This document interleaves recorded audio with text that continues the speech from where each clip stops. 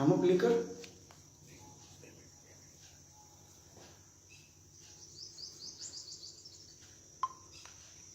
Hello, આપણે ડભોઈના local સમાચાર થકી આજે એક આપણે ભગતનું ઇન્ટરવ્યુ લઈ રહ્યા છે. એમાં આ એક હનુમાનજી સંકટમોય આ એક હનુમાનજીનું મંદિર છે. એમાં ભગવાન એક પથ્થરમાં સમાયેલા છે. એ ભગત આ કહી રહ્યા છે.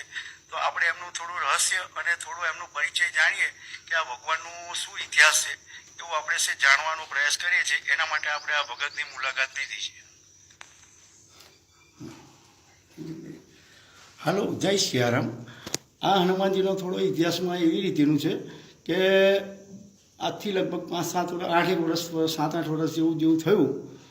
મને અમારા ઘરે એક માતાજીનો એક પ્રસંગ કર્યો હતો. માતાજીના પ્રસંગ કર્યા પછી મારે સારંગપુર અને ચોટીલા દર્શન કરવા ગયા હતો. અને ત્યાં દર્શન કરીને આવ્યા એના 3 દિવસ પછી મને એક આ હનુમાનજી સપનામાં આવ્યા હતા. અને સપનામાં આવીને એવું કીધેલું કે ભાઈ મેં આ એક ભૂમિ પર બેઠેલો છું અને મારી કોઈ સેવા પૂજા કોઈ કરતું નથી ને મારું એક મંદિર બનાવી અને મારી સેવા પૂજા કર એમ હનુમાનજીએ મને કીધેલું. તો મને એમ થોડું થયું કે ભાઈ આ દાદા સત્ય છે કે ખોટું છે. એક સપનું આવેલું છે તો મને તપાસ તો કરવા દે. તો એમ કરતાં દાદાએ જે મને એડ્રેસ આપેલું કે ડભોઈના સિત્તેરી સ્મશાનની પાછળ એક હનુમાનજીનું મંદિર છે એવું મને કંઈ ખબર હતી નહીં. મારી આખી લગભગ 40-42 વર્ષની ઉંમર થઈ પણ મને હજુ સુધી કંઈ ખબર નથી. પણ એ સમય દરમિયાન મેં આ શોધતો મેં દાદાને પૂછતો મેં આવ્યો અને મેં એક માજી આ ભૂમિ પર બેઠા હતા. એ માજીને મેં પૂછ્યું, મેં કીધું આ માજી આ ડેરી છે એ ડેરીની અંદર કયા દેવ બેઠેલા છે? તે માજીએ એમ કીધું કે ભાઈ આ હનુમાનજી આની અંદર બેસેલા છે. તો મેં કીધું ભાઈ સાચી વાત છે કે ભાઈ આ મને હનુમાનજી આ ભૂમિ પર લાવ્યા છે તો સત્ય છે કે ખોટું છે મેં જાણવા માટે જ અહીંયા આવ્યો છું. મને હનુમાનજીએ સપનું આપેલું છે એ જાણવા માટે જ મેં આ ભૂમિ પર આવ્યો હતો. પણ આ તમે મને કીધું એ સત્ય છે.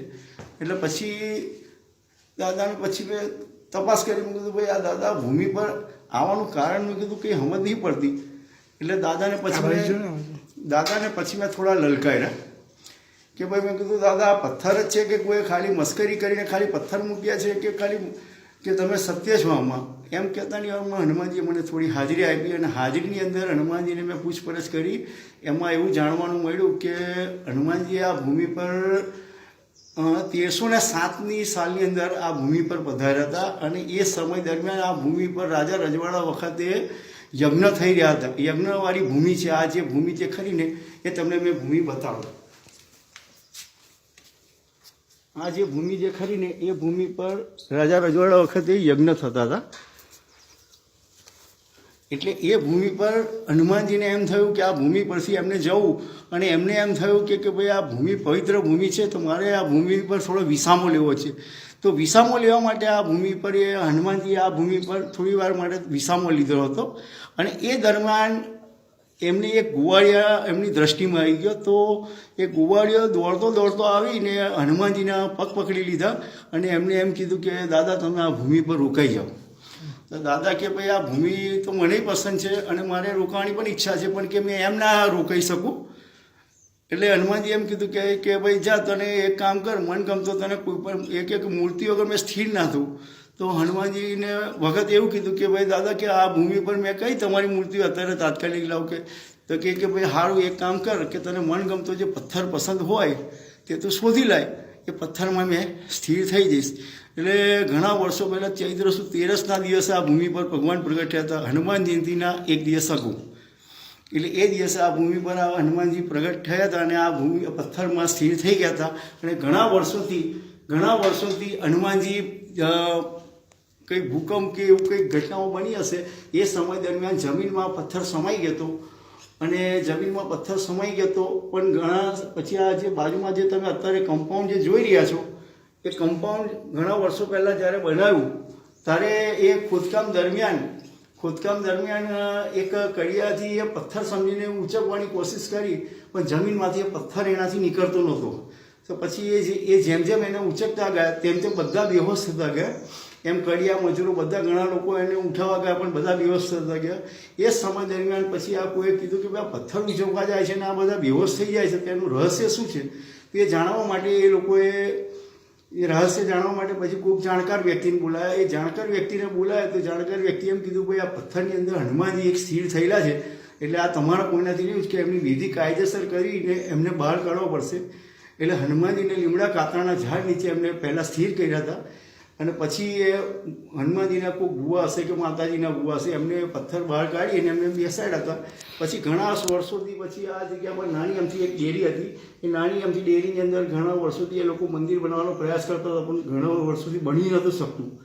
પછી આ ભગતને હનુમાનજીએ જ્યારે સપનું આવેલું ત્યારે હનુમાનજી એમ કીધેલું કે ભાઈ લીમડા કાતરાના ઝાડ નીચે બેઠો છું અને તો આ મારી સેવા કરે. ત્યારે હનુમાનજીને આ ભૂમિ પર આ ભગત આવ્યા, અને ત્યાર પછી આ છેલ્લા 7-8 વર્ષથી આ મંદિરનું બાંધકામ ચાલી રહ્યું છે.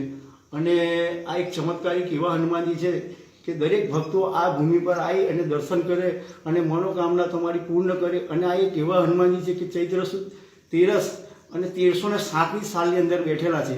સાંજે 6:30 વાગ્યાનો સમય છે. એટલે આ ભૂમિ પર અમે 2 દિવસનો પ્રસંગ દર વર્ષે કરીએ છીએ. એમાં ભગવાનનું પ્રાગટ્ય દિવસ ઉજવીએ છીએ અને હનુમાન જયંતિ પણ કરી રહ્યા છે. ભલે હવે હજુ અત્યારે અમારે નાના પાયે કરીએ, પણ ધીરે ધીરે જેમ જેમ વસ્તીને ખબર પડતી જાય છે તેમ તેમ આ ભૂમિ પર અનેક લોકો આવતા જાય છે. બસ બીજું કંઈ નહીં, પણ એક આ ચમત્કારી હનુમાનજી છે. તો દરેક ભક્તો આવો અને આ ભૂમિ પર દર્શન કરો હનુમાનજીના. તમારા દરેક મનોકામના પૂર્ણ થાય. અને તમે 11 પૂનમ ભરો, તમારી મનોકામના પૂર્ણ ના થાય તો આ હનુમાનજીની ચેલેન્જ છે. તમે હનુમાનજીનો જે ભગત જે ઓપન ચેલેન્જ આલે છે કે તમારી જો મનોકામના પૂર્ણ ના થાય તો તમે એને તમારે જે ફાવે તે એને કહી શકો. એવી હનુમાનજીની પણ ચેલેન્જ છે. તો તમે દરેક ભક્તો આવો અને હનુમાનજીના દર્શન કરો. બસ એ જ અમારી ઈચ્છા છે. જય શ્રી રામ.